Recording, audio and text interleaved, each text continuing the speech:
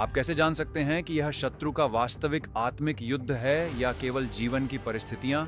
क्योंकि कभी-कभी जीवन आपको कड़ी टक्कर दे सकता है ना?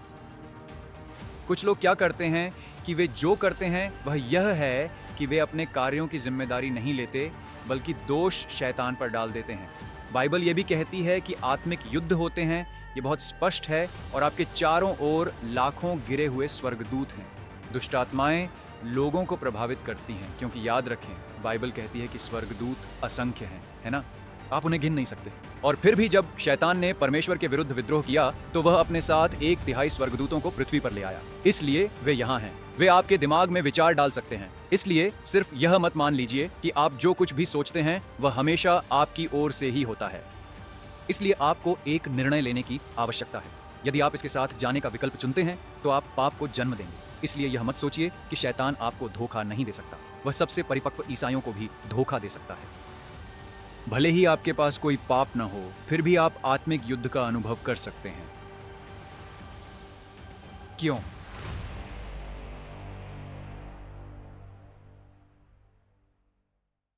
हे दोस्तों, क्या आप कभी किसी ऐसी अजीब और तीव्र परिस्थिति से गुजरे हैं कि आप खुद से सोचते हैं, यार, ये सामान्य नहीं है, ये शैतान या उसके किसी दुष्टात्मा का हमला होना चाहिए?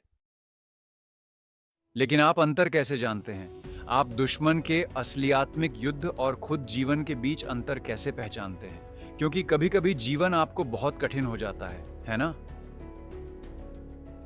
आज हम इस वीडियो में इसी बारे में बात करने वाले हैं, और हमेशा की तरह हमें सच्चाई जानने के लिए परमेश्वर के वचन, पवित्र शास्त्र को देखने की जरूरत है। इसलिए चलिए अब और समय बर्बाद नहीं करते, चलिए सीधे इसमें चलते हैं। याकूब अध्याय 1 वाक्य 14। वहां इस प्रकार लिखा है, परंतु हर एक व्यक्ति अपनी ही अभिलाषा में खिंचकर और उसमें पूरी तरह फंसकर परीक्षा में पड़ता है।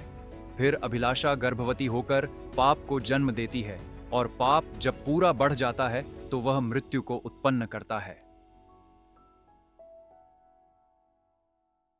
इसीलिए यह पहली बात है जिसे आपको समझने की जरूरत है कि सारा बुराई या पाप शैतान और उसके दुष्ट आत्माओं की ओर से नहीं होता है।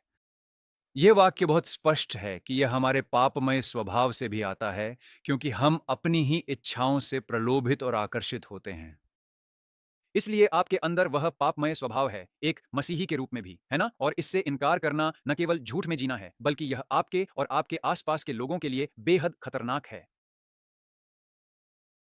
क्योंकि कुछ लोग क्या करते हैं कि वे अपने कार्यों की जिम्मेदारी नहीं लेते हैं, इसीलिए वे दोष शैतान पर डाल देते हैं, और आप ऐसा नहीं कर सकते। लेकिन बाइबल यह भी कहती है कि आत्मिक युद्ध होते हैं। यह बहुत स्पष्ट है। और आपके चारों ओर असंख्य गिरे हुए स्वर्गदूत हैं, दुष्ट आत्माएं जो लोगों को प्रभावित करती हैं। बाइबल कहती है कि स्वर्गदूत असंख्य हैं, और जब शैतान ने परमेश्वर के विरुद्ध विद्रोह किया, तो वह 1/3 स्वर्गदूतों को पृथ्वी पर ले आया। इसलिए वे यहाँ हैं।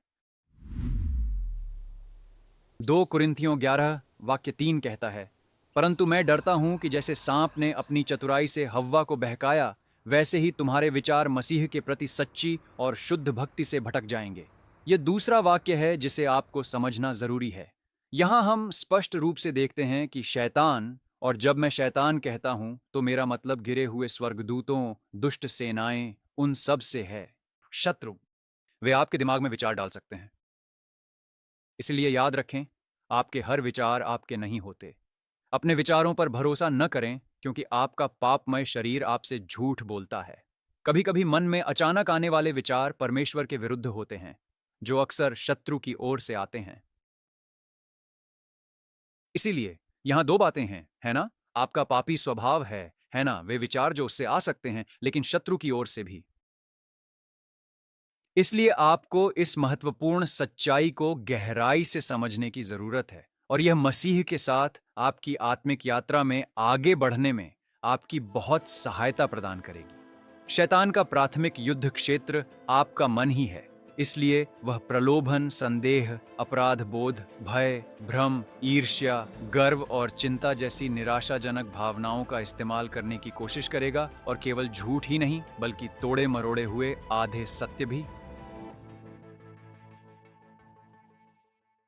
सबसे पहले वे क्या करेंगे कि वे आपके मन में विचार डालेंगे, है ना? अब आपको चुनना होगा, क्या मैं इस विचार के साथ जाऊंगा या नहीं? इसलिए आपको एक निर्णय लेने की जरूरत है। यदि आप इसके साथ जाना चुनते हैं तो आप पाप को जन्म देंगे, और अंततः वे यही चाहते हैं, है ना? इसलिए जब ये विचार बहुत शक्तिशाली होते हैं, चाहे आप कुछ भी करें, आप उनसे लड़ने की कोशिश करते हैं, है ना? लेकिन वे इतने प्रबल होते हैं कि आप बिना किसी कारण के उनसे जूझते हैं, और फिर आप उन्हें अपनी भावनाओं को प्रभावित करने देते हैं, और आप अपनी चंचल भावनाओं के वश में हो जाते हैं, है ना? ये बहुत खतरनाक है, क्योंकि यह सच्चाई परमेश्वर के वचन पर आधारित नहीं है, और इसलिए यह शायद शत्रु है, और आप इसे होने दे रहे हैं। यह आमतौर पर उन लोगों के साथ होता है जो लोग विभिन्न बातों की लत में फंसे हुए हैं, और वही लत इतनी प्रबल है कि आप उसे छोड़ने के लिए संघर्ष करते हैं। कभी-कभी यह सिर्फ आपका पापमय शरीर नहीं होता, बल्कि दुष्टात्माएं उस लत को जानकर हर समय उस पर काम करती हैं। जैसे वे लोगों से लगातार झूठ बोलती हैं, और लोग अपनी भावनाओं में आकर उस पर विश्वास कर लेते हैं और उसे होने देते हैं। तुम्हारा उद्धार नहीं हुआ है, या वे झूठ बोल सकते हैं, परमेश्वर तुमसे प्रेम नहीं करता। वे उन लोगों के साथ ऐसा करते हैं जिनका पालन पोषण कठिन परिस्थितियों में हुआ, या कह सकते हैं कि उनमें तुम्हारे जीवन का उद्देश्य नहीं है। यदि आप जानते हैं कि आपने सच्चे मन से पश्चाताप किया है और अपना हृदय तथा पूरा जीवन यीशु मसीह को सौंप दिया है, और अब ये विचार आते हैं जबकि परमेश्वर का वचन कहता है कि उसने क्षमा कर दिया है, तो ये विचार परमेश्वर से नहीं बल्कि शैतान की फुसफुसाहट है। आपको इसे पहचानने में सक्षम होना चाहिए। इसलिए यह न सोचें कि शैतान आपको धोखा नहीं दे सकता। वह सबसे परिपक्व मसीही को भी धोखा दे सकता है।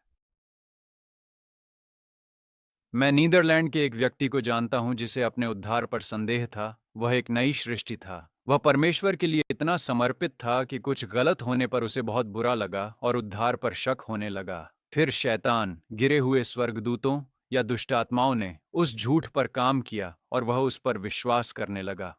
वह सो नहीं पाता था। उसकी आंखों के नीचे काले घेरे पड़ गए थे। हमने उससे बात की, न केवल मैंने बल्कि कुछ अन्य नई सृष्टि विश्वासियों ने भी, और हमने जो कुछ भी किया, भले ही हमने सच बोला, वहां बस एक दीवार थी और हम उसे पार नहीं कर सके। इसीलिए उसने प्रार्थना करना शुरू कर दिया, और महीनों बाद अचानक जब वह हवाई जहाज में था, मुझे लगता है कि नीदरलैंड वापस जा रहा था, परमेश्वर ने रास्ता बनाया और सब कुछ उसके लिए स्पष्ट हो गया। खुद पर ध्यान केंद्रित न करना कि हम सभी पापी हैं, और निश्चित रूप से भले ही हम अपना सर्वश्रेष्ठ प्रयास करें, हम इस अस्थायी दुनिया में परमेश्वर को कभी भी 100% पूरी तरह से प्रसन्न नहीं कर सकते। लेकिन यह उसके अनुग्रह के कारण है, और उसका वचन कहता है कि जब हम उससे क्षमा मांगते हैं तो वह हमें क्षमा कर देता है। एक यूहन्ना 1:9। और इसीलिए उसने अपनी भावनाओं के बजाय परमेश्वर के वचन पर भरोसा किया, और अचानक वह बदल गया। वह अब उदास नहीं था, वह उससे मुक्त हो गया था। हमें बहुत सावधान रहने की जरूरत है कि हम शैतान के जाल में, उसके फंदे में न फंसें। यीशु यूहन्ना 8:44 में कहते हैं कि शैतान झूठा है और वह झूठ का पिता है। यदि आपके विचार आपको परमेश्वर के वचन, उसके सत्य से दूर ले जाते हैं और उसकी ओर नहीं, तो इसका अर्थ है कि आप आत्मा में नहीं बल्कि शरीर में कार्य कर रहे हैं, या फिर आप पर हमला हो रहा है, और आपको इसे समझने की जरूरत है। ये बहुत महत्वपूर्ण है। आपको उसे उसी क्षण पहचानना होगा। और शैतान जिन सबसे बड़े तरीकों से सबसे परिपक्व मसीहियों पर भी आक्रमण करता है, उनमें से एक है खरा उपदेश का उपयोग करके उन्हें ऐसी बातों पर विश्वास दिलाना जो सत्य नहीं है। और वे बहुत जिद्दी हो सकते हैं। इसका एक मुख्य संकेत यह है कि जब आप उनसे बात करते हैं तो वे बिल्कुल भी नम्र नहीं हैं। एक विश्वासी इस व्यक्ति से विनम्रता से बात कर सकता है, लेकिन यह व्यक्ति सिर्फ झगड़ता है। इसीलिए वे इतने अड़े रहते हैं कि वे सही हैं और प्रेम के बजाय बहस जीतना चाहते हैं। तो यह संकेत है कि व्यक्ति शरीर में है या आत्मिक हमले के अधीन है, खासकर यदि यह लंबे समय तक चले। आप इसे YouTube पर हर जगह देखते हैं। यहां तक कि मेरे साप्ताहिक वीडियो प्रीमियर में भी कुछ लोग बस झगड़ना चाहते हैं। उदाहरण के लिए 2 तीमुथियुस 2:24 कहता है कि प्रभु के सेवक को झगड़ालू नहीं होना चाहिए, बल्कि उसे शांत रहना चाहिए, बल्कि सभी के प्रति दयालु, सिखाने में सक्षम, धैर्यपूर्वक बुराई को सहने वाला, अपने विरोधियों को कोमलता से सुधारने वाला होना चाहिए। शायद परमेश्वर उन्हें पश्चाताप करने का अवसर दे, जिससे वे सत्य को जान सकें और वे अपने होश में आ सकें और सुरक्षित रह सकें। इसे ध्यान से सुनें और शैतान के बिछाए गए जाल से बच सकें। उसकी इच्छा पूरी करने के लिए उसके द्वारा पूरी तरह से बंदी बना लिए जाने के बाद। ये लोग शैतान के जाल में हैं, उसकी इच्छा पूरी करने और बुराई के लिए उसके बंदी हैं। इसलिए वे बाइबल के विषयों को लेकर अन्य मसीहियों के साथ विवाद करते हैं, यह सोचते हुए कि वे यह परमेश्वर के लिए कर रहे हैं, जबकि वे वास्तव में कार्य शैतान के लिए कर रहे होते हैं और वह हंस रहा है। वे इस तथ्य से अंधे हैं कि वे उसके जाल में हैं और उसके द्वारा कार्य में लिए जा रहे हैं। मैंने अपने पिता को यह कहते सुना। उन्होंने किसी ऐसे व्यक्ति से बात की जो उनके बारे में लड़ रहा था। मेरे पिता एक प्रचारक थे। आप में से उन लोगों के लिए जो मेरे चैनल पर पहली बार आए हैं, और उनकी किसी ऐसे व्यक्ति से बातचीत हुई जो बस बपतिस्मा के विषय में विवाद करना चाहता था। और मेरे पिता ने प्रेम में उससे एक भाई के रूप में सामान्य रूप से बात करने की कोशिश की, लेकिन यह आदमी बस शारीरिक स्वभाव में था। और वह जो बातें कह रहा था, लोग संदेह कर सकते हैं, अरे क्या आप एक सच्चे मसीही हैं जब आप इस तरह की बातें कहते हैं आपके कहने के तरीके पर? इसीलिए मेरे पिता कुछ क्षण रुके और उन्होंने उसे प्यार से देखा। उन्होंने कहा, आप बपतिस्मा की बात कर रहे हैं, लेकिन लगता है आपकी जीभ को अभी भी बपतिस्मा चाहिए। इसलिए सावधान रहो। तुम सोच सकते हो कि तुम परमेश्वर के लिए कार्य कर रहे हो, परंतु शरीर के अनुसार चलकर तुम शैतान के काम कर सकते हो। फरीसियों को देखो, वे अपने आप को बहुत धार्मिक समझते थे और शैतान ने बार बार उनका उपयोग यीशु का विरोध करने के लिए किया। और आज कलीसिया में ऐसे बहुत से लोग हैं, उनके लिए उनका पाप, वे दूसरे लोगों को देखते हैं और उन्हें लग सकता है कि हाँ, मैं शराबी नहीं हूं, या मैं अश्लीलता से नहीं जूझ रहा, या मैं उन लोगों जितना बुरा नहीं हूं। घमंड उनकी समस्या है और इसीलिए वे लड़ना चाहते हैं और हमेशा सही साबित होना चाहते हैं। उनके लिए किसी बात को छोड़ना बहुत मुश्किल होता है, इसीलिए वे बहस जीतना चाहते हैं। और उस तरह के लोग अपने ही घमंड से अंधे हो जाते हैं। यीशु ने मत्ती 23 वाक्य 15 में कहा, हे कपटी शास्त्रियों और फरीसियों, तुम पर हाय, क्योंकि तुम एक को अपने मत में लाने के लिए समुद्र और थल में फिरते हो, और जब वह बन जाता है तो तुम उसे अपने से दुगना नरक का भागी बना देते हो। आज ऐसे बहुत से मसीही हैं, आप जानते हैं, ऑनलाइन भी, बस उपदेश देखते हुए, लड़ने के मौके ढूंढते हुए और जो वे जानते हैं उसका प्रचार करने और लोगों को समझाने की कोशिश करते हुए, और वे झगड़ते हैं। वे परमेश्वर के लिए कार्य करने के बजाय न्याय करते हैं। वे घर बैठते हैं और यही उनका काम है। सुसमाचार का प्रचार करने के बजाय लोगों को समझें, उनके स्तर पर उनसे जुड़े और सच्चाई और प्रेम से सुसमाचार का प्रचार करें।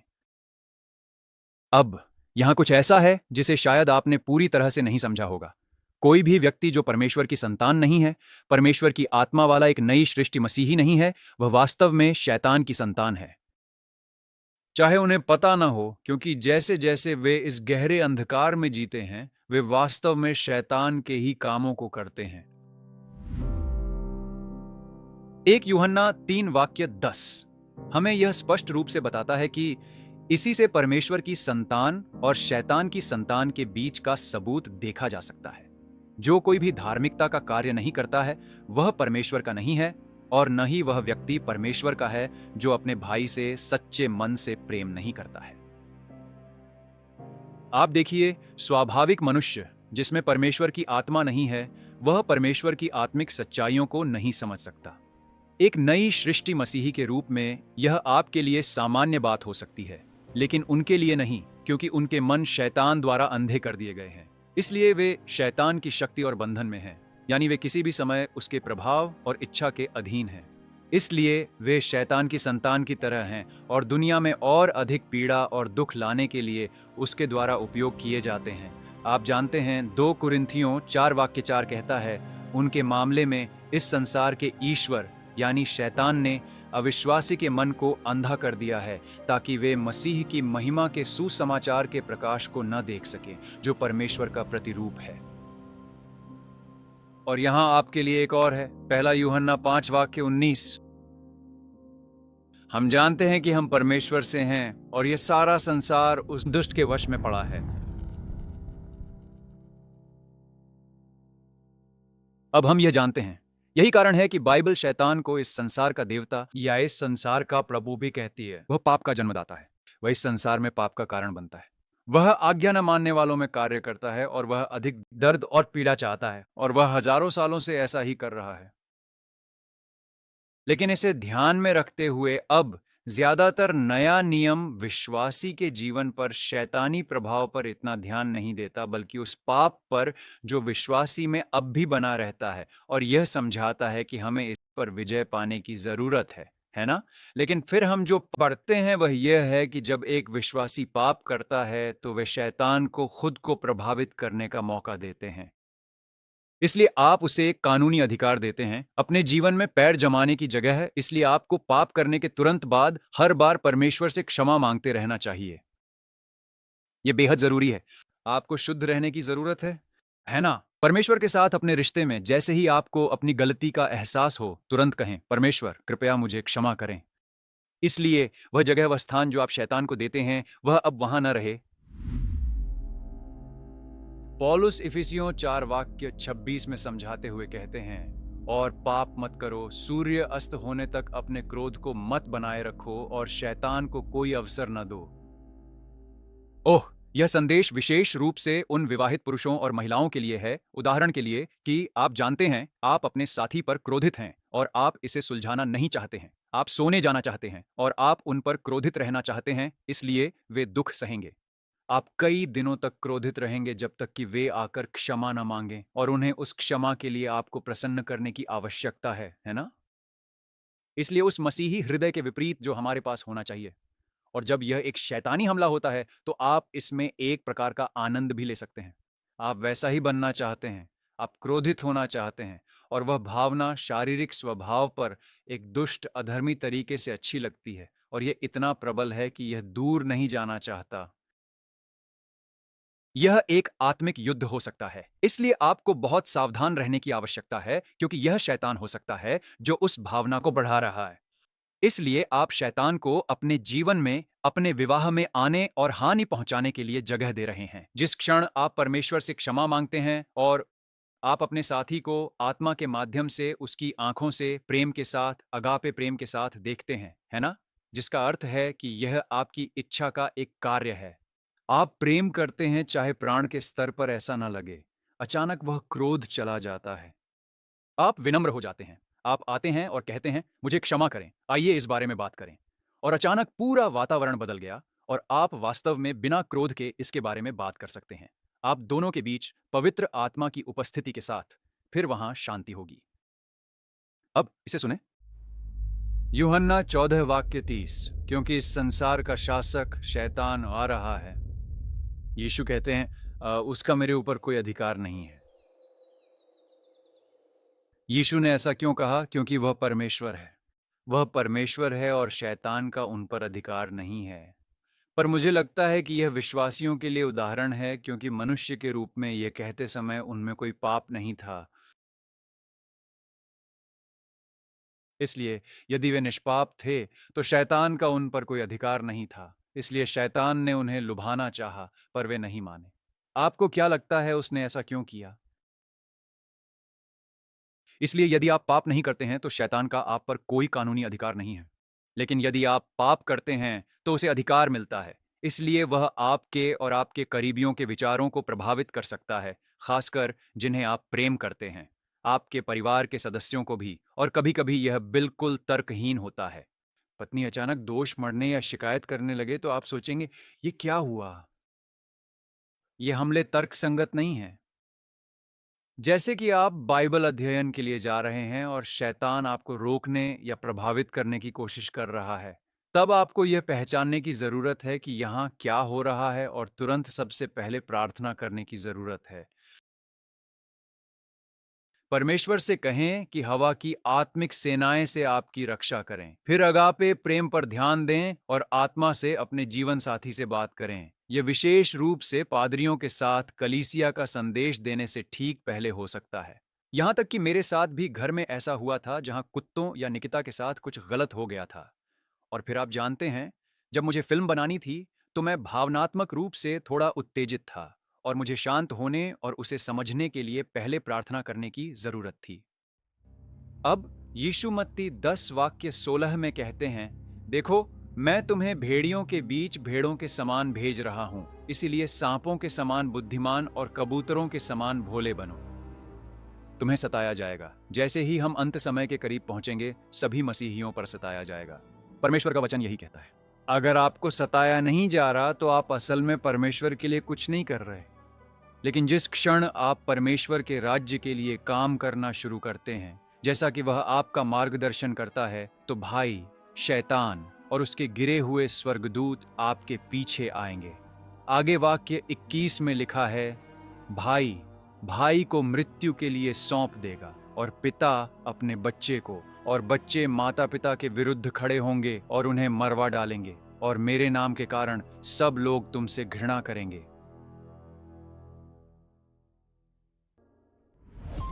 दोस्तों ना, मुझे उम्मीद है कि आप आज का संदेश पसंद कर रहे हैं। मैं आपको जल्दी से बताना चाहता था कि हमारे पास आपके लिए एक मुफ्त ई बुक है। इसका नाम है living through the spirit, the Christian lifestyle.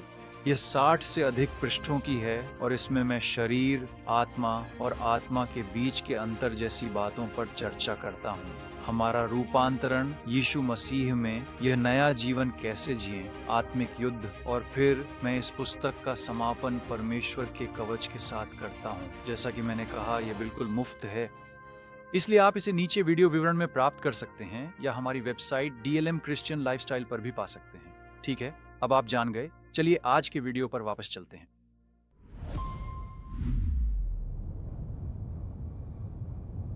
अब उनमें एक और बात है जो आपको जाननी चाहिए। भले ही आपने कोई पाप न किया हो, है ना? अगर अगर आपको लगे कि मुझ पर आत्मिक युद्ध हुआ है और समझ नहीं आ रहा क्यों, क्योंकि मैंने कुछ गलत नहीं किया, और आप प्रार्थना करते हैं, पिता पवित्र आत्मा के द्वारा मुझ पर प्रकट करें कि क्या उनमें और आपके बीच कोई पाप है, और कुछ नहीं मिलता, तो उनमें आपके और परमेश्वर के बीच कोई पाप नहीं है, लेकिन फिर भी आप आत्मिक युद्ध का अनुभव कर सकते हैं। क्यों? क्योंकि कभी-कभी परमेश्वर आपकी परीक्षा लेते हैं। इसलिए बाइबल बहुत स्पष्ट कहती है, हम परीक्षाओं और क्लेशों से होकर गुजरेंगे। क्या पवित्र शास्त्र में इसका कोई उदाहरण है? हाँ, हम अय्यूब की किताब को देख सकते हैं। जब हम अय्यूब के अध्याय 1 और 2 में पढ़ते हैं, तो देखते हैं कि अय्यूब एक धर्मी व्यक्ति था। उसने कभी कुछ गलत नहीं किया था। फिर भी शैतान ने अचानक आई विपत्तियों से उस पर हमला किया। उसके परिवार में संघर्ष हुई, उसने अपने प्रियजनों को खो दिया और शारीरिक कष्ट भी झेला, यहाँ तक कि उसकी सेहत भी चली गई। इसलिए यह न केवल यह दिखाता है कि बिना गलती के भी हमला हो सकता है, बल्कि यह भी कि दुश्मन एक ही समय में कई हमले कर सकता है। और आमतौर पर अगर ऐसा होता है, और यह बहुत अजीब है, तो आपको समझने और परखने की जरूरत है कि यह एक आत्मिक युद्ध है। इसलिए ये हमले एक ही समय में हर दिशा से आए। लेकिन हम यह भी सीखते हैं कि परमेश्वर शैतान की सीमा तय करते हैं, क्योंकि उन्हें उसे कुछ करने की अनुमति देनी पड़ी, है ना? और अंत में इस पूरी कहानी से हम यह भी सीख सकते हैं कि परमेश्वर की एक योजना थी कि वे अय्यूब की भलाई के लिए सब कुछ मिलकर काम में लाएं, और इसलिए अच्छा वे आपके लिए भी करेंगे। हम रोमियो 8 वाक्य 28 में वह वादा पढ़ते हैं, क्योंकि जो लोग परमेश्वर के उद्देश्य के अनुसार बुलाए गए हैं, उनके लिए सब कुछ मिलकर भलाई ही करता है। और अंत में अय्यूब 42 वाक्य 5 में उसने कहा, मैंने तेरे विषय में कानों से सुना था, परंतु अब मेरी आंखें तुझे देखती हैं।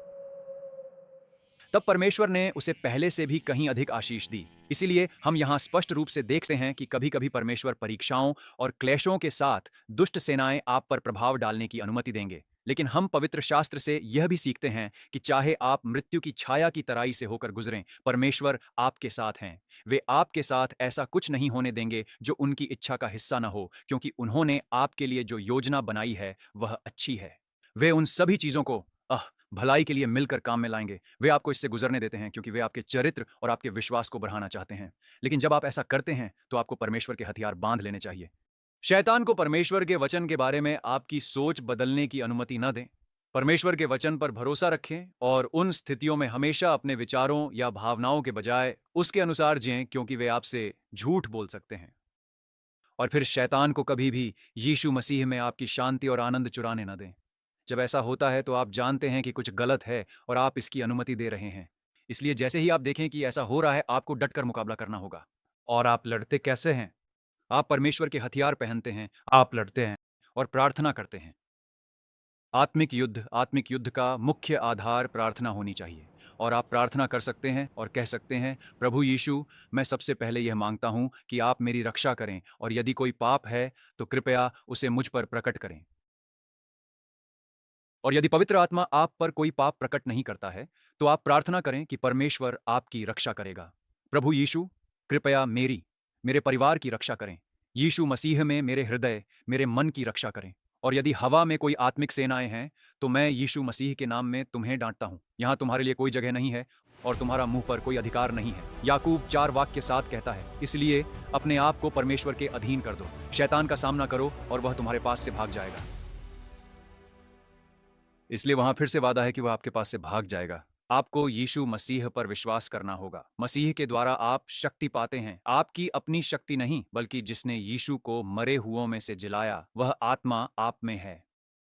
और परमेश्वर ने विश्वासियों को उसके और वचन द्वारा शैतान का सामना करने की शक्ति दी है। आपको उसकी आज्ञा माननी होगी। इसलिए पहले जल्दी से देख लें कि आपके और परमेश्वर के बीच कोई पाप उन्मय नहीं है।